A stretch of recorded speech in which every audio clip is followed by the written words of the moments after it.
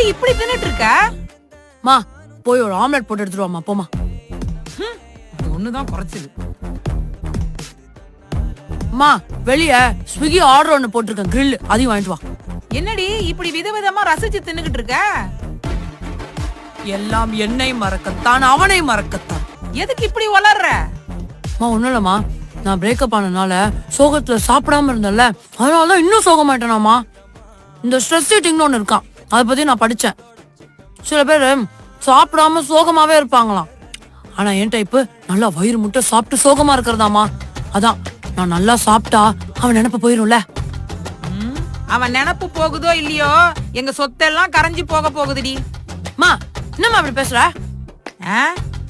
இதெல்லாம் சரிப்பட்டு வராது.